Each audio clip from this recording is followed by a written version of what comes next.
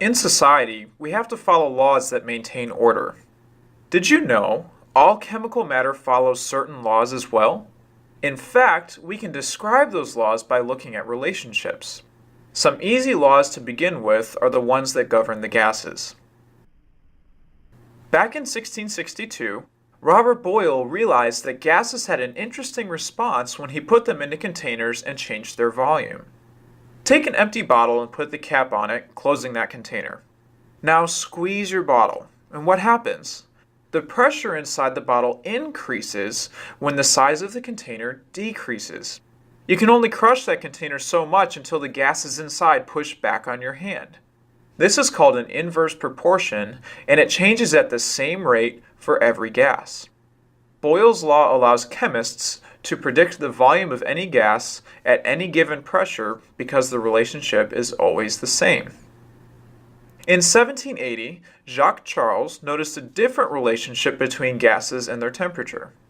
If you've ever seen a hot air balloon, you've seen this law in action. When the balloons are laid out, they're totally flat. Instead of blowing the balloon up like a party balloon, they use a giant flame to heat the air inside that envelope. As the air is heated up, the balloon begins to inflate as the gas volume increases. The hotter the gas becomes, the larger the volume, and that's Charles' law. Notice, this law is different from Boyle's.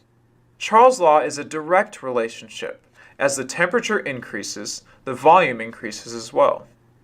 The third law is also easily demonstrated.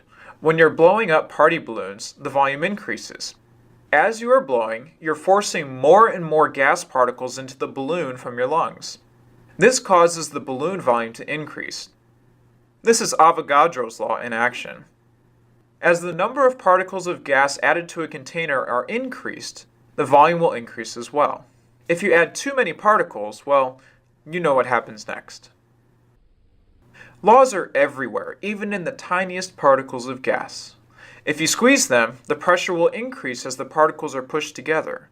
Low volume means a high pressure because those particles push back. As the temperature increases, gases move away from one another and the volume increases as well. Finally, if you add gas to a closed container, that container's volume will expand. But be careful not to add too much because otherwise, you could end up with a burst balloon.